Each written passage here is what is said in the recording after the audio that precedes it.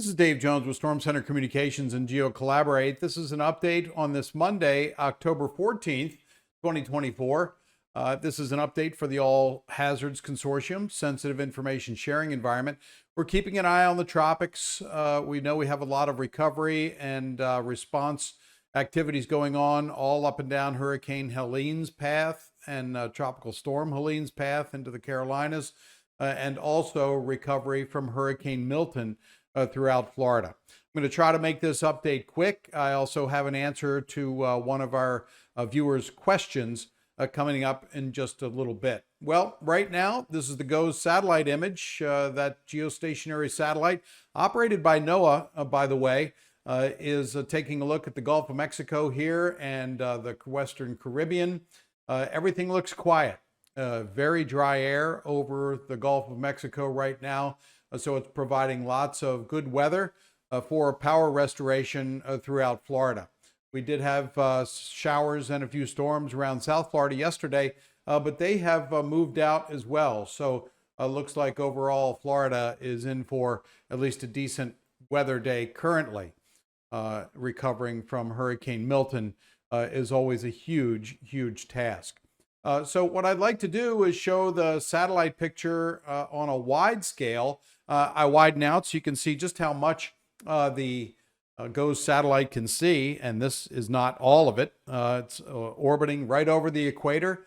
Actually stays over the same point of the equator. How does it do that? Well, as the Earth spins, the satellite orbits at the same speed, so it remains over the same spot at the same time. So all through the Gulf of Mexico, it's quiet. We have some showers and thunderstorms here in the southwestern Caribbean.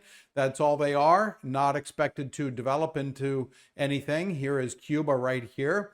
And we also have the Leeward and Windward Islands here, entering the gateway to the Caribbean, with Barbados sitting right there. And it's beautiful weather there today, all around into the Caribbean. Very nice weather. Now, we are watching an area we talked about yesterday, and here it is way out in the Atlantic Ocean. You can see this spinning going on. I'll zoom in on it just a little bit here from the GOES satellite, and you can see there are a couple of flare-ups here.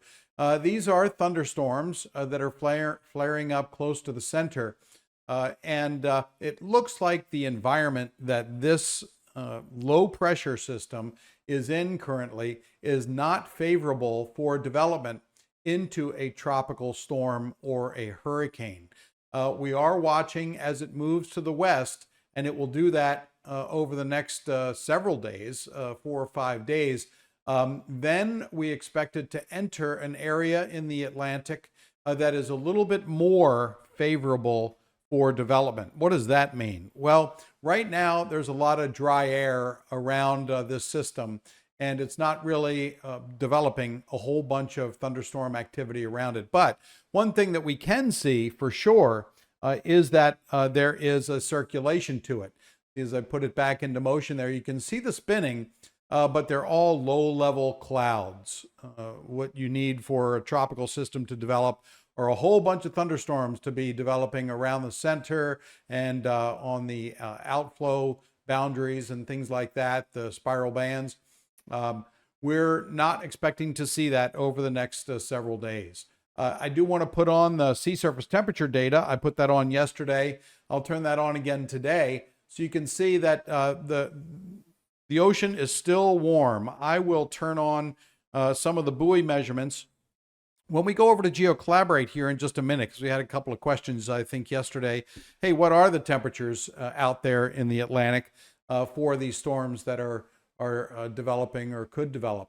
But you can see as the system drifts to the west, it gets into warmer water, and then this is really very warm water, temperatures in the mid 80s, very conducive to providing the fuel that's needed, at least one of the ingredients to form a tropical cyclone.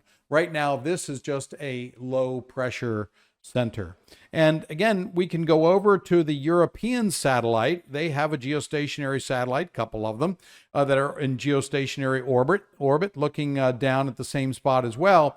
And this is what it looks like from the European satellite. So here you can see there's the Barbados right here, and the Leeward and Windward Islands here. And so you can see the storm moving, low pressure system. It's not a storm, a low pressure system moving towards the west. And it's still in quite an unfavorable environment. We can zoom in on it here from the European satellite as well. So it's really not very impressive. It is a low pressure system. We'll see what happens as it moves further to the west. So let's go over to GeoCollaborate now so I can describe what's going on. I did put the latest geostationary satellite image into GeoCollaborate. This is from NOAA. We can turn on and off various sectors of satellite data so we can zoom in and talk about things that we're focusing on. So here is the system that we're talking about right in here. Here is Florida. Here is Puerto Rico. Right in here. Whoops, let me just get it to right. Here is Puerto Rico, right in here. And we also have Cuba. Here's Haiti and the Dominican Republic. And if I zoom in a little bit more, you can see this system that I'm talking about. And here it is right here. I don't have it in motion, but what I do want to turn on, here's Puerto Rico right in here. There it is. But what I do want to turn on is the National Hurricane Center's outlook for the next 7 days. And that's a graphical tropical weather outlook. And this is what it looks like. So what does this mean? Well, they have an X over where the low pressure system is. We just highlighted that. And then a line. So the system is not expected to be in any sort of favorable development conditions until it gets into this orange area here.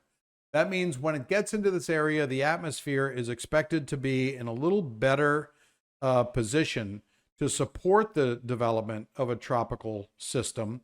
Does not mean it will. It just means it's entering a more favorable area for development. And it could develop out here, or it could develop closer here. And so we're watching it. There is no definitive name for this system. It is called Invest. It's an Invest, and that means that from an Invest, it's called AL94. Some people call it 94L. Officially from the Hurricane Center, AL94. There's no real rhyme or reason for giving these systems a label other than they can run models, forecast models on this because they've given it an identity, AL94. It starts at the beginning of the year with 1, AL91, and then goes to 99. I think it starts at 90, actually, AL90 to AL99. And then it just recycles through those numbers. So it's not really like you can look at this and see, oh, it's AL94. This is the 94th system they've looked at this year. That's not true at all. That's not accurate. It just recycles between 90 and 99 and then comes back around. So that's nothing to worry about. We haven't had 94 systems to look at this year. So as, again, AL94 moves into this area, then we may see some development. Now, it has nothing to do with any potential impact to the United States. As a matter of fact, some of the long-range models actually dissipate the system right in here. But I'm not going to show those because I tend to not show long-term models just because of how much uncertainty they have with their forecast. And all they do is tend to stoke concern and fear among people who think it's a 2-day forecast or a 3. We're not going to show any model output that shows a forecast of 7 days, 8 days, 9 days, 10 days. It's just irresponsible to do. So once the system gets in this area over the next several days towards the end of the week, then we'll keep updating everybody on what it looks like it's going to do. There is a lot of shear in the atmosphere, which is always good when you want to knock down a potential storm. But we will certainly keep you posted on that and what's going on. So I also want to update you on the power restoration activities in Florida. This is all great news as of this morning at almost 10 a.m. this morning, East Coast time. Power is out to 400,148 meters or customers. Certainly means a lot more people are experiencing power outage because more than one person lives in a house for the most part. But power has been restored to more than 2.9 million people so far in the state of Florida because of the outage associated with Hurricane Milton. That is terrific. All the crews are still working very, very hard to restore power. There may be some delays in power restoration if there's major flooding going on, because we do have flash flood or flood warnings going on still in Florida. Because so much rain was dropped by Milton, it does not drain very quickly in Florida because it's so flat. No big hills to force the water to run out to the sea. But we are seeing a great trend.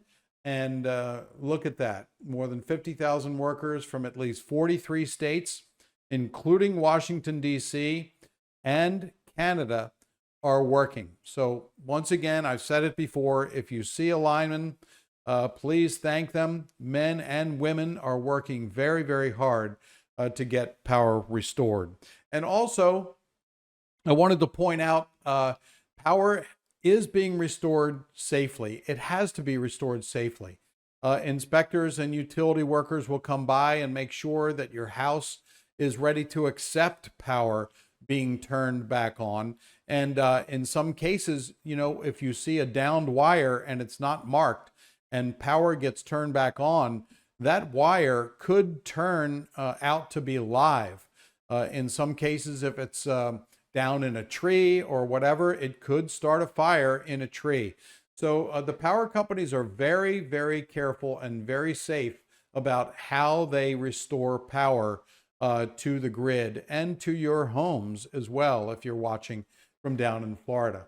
So if the house is too damaged, too heavily damaged, they will remove that house from the grid so the power does not try to go to that house and cause any more damage. So as far as Helene goes, the hurricane that had such a huge impact in the Big Bend area of Florida just a couple of weeks ago, and then had major impact up through Georgia and western South Carolina and western North Carolina in particular, eastern Tennessee, southern West Virginia, and southwestern Virginia. Power's been restored to 99.06% of those meters. Now, a lot of folks who lost everything, if the river carved out houses and businesses, of which it did in many locations in western North Carolina, those meters are taken off the grid. So the building has to be replaced. The riverbed has to be repaired. So restoration activities and rebuilding activities can commence. And also water restoration is happening. So this is great. 99.06% of people, meters have been restored. And it's just been a Herculean effort. It was the highest mutual assistance number of utility workers deployed in utility company history around the country. Mutual assistance is when companies put in their bucket trucks and people, linemen, men and women, saying, yes, we're going to send this group of trucks and people down to Florida to help with restoration, or North Carolina or Georgia. And so 43 states, DC and Canada, all volunteered to come in and help to get power back on, which is really phenomenal. Now in Asheville, these are really just incredible pictures here, just two of them. Progress is being made in Asheville. They have to rebuild the water processing and distribution system because it was so extensively damaged. Water is not flowing freely in Asheville. It is not flowing and it is not healthy. But areas where it is coming back on, there are boil water advisories and things like that to make sure that you remain safe and the water is safe to drink. But look at this. It's a huge effort that's going on. And I wanted to pass on this web address. I will put it in the comments of this update when I post it onto YouTube, on the YouTube channel. I'll post this web address so you can see and learn about updates if you have loved ones in Asheville, Western North Carolina. I'm sure you're checked in with social media, but I thought I would just pass this address along as well. And also, I wanted to answer a question that we had from one of our viewers, Solar Wind 907, asked about, could you explain what the atmospheric conditions were that caused Tampa Bay to drop level just when we thought it was going to rise 12 feet or so when Milton made landfall? Well, here's a crude visualization explaining how that went. So I'm going to superimpose here an image, an animation of a wind field around a low pressure system. And so you can see the winds moving around counterclockwise. This is not the wind field of Hurricane Milton, but it serves the purpose to describe why Tampa Bay did not get the storm surge. And this is basically where the landfall of Milton was, right? It's Siesta Key, Sarasota, Bradenton area, and you can see the direction of the winds. Look how they're pushing onshore to the south of where the storm made landfall. In Sarasota, down all the way down towards Fort Myers Beach, the wind is blowing very intense inland. It's blowing onshore. Now, the winds to the north of the center are blowing offshore. So instead of getting a storm surge going up into Tampa Bay, we had the reverse action. It's called a blowout. And so the winds were blowing very intensely from the north, the northeast, and the northwest as the storm moved inland. So I'll just take this next area here. You can see how it moved further inland.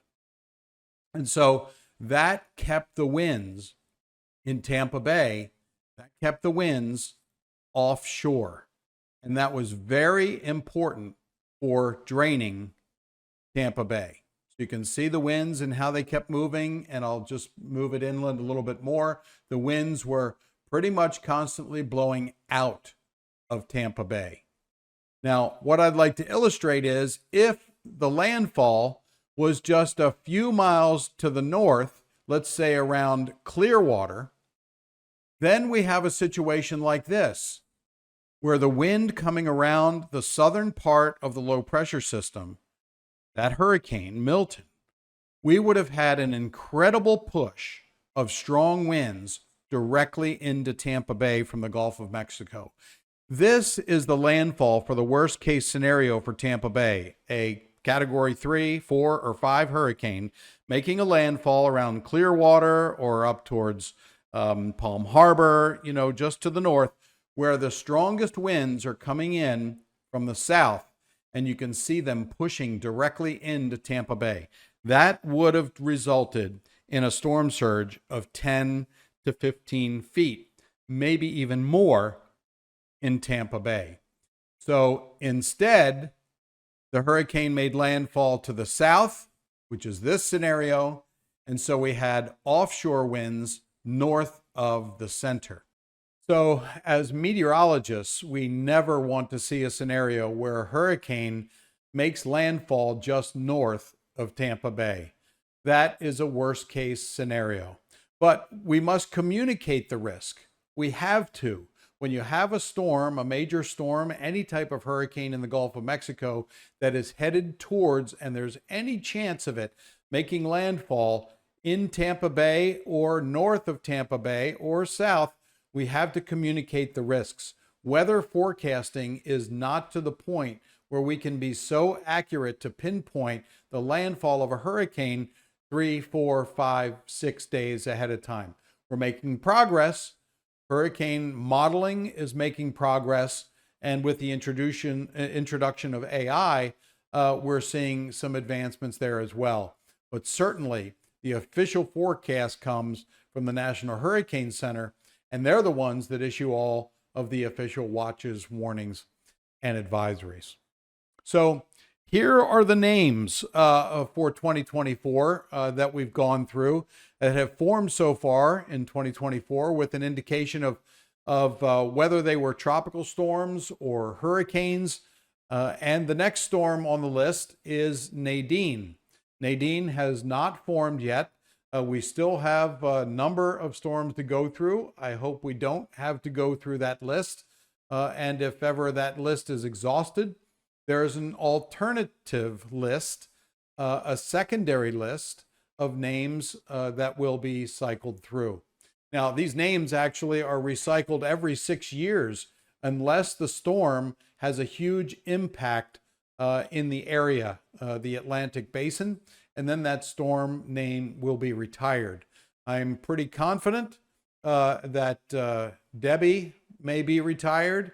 Also, Helene will be retired, and also Milton will likely be retired. Likely. It's decided by a whole committee of people with the World Meteorological Organization as to whether or not they retire those names. Multiple countries meet, and then they make that determination.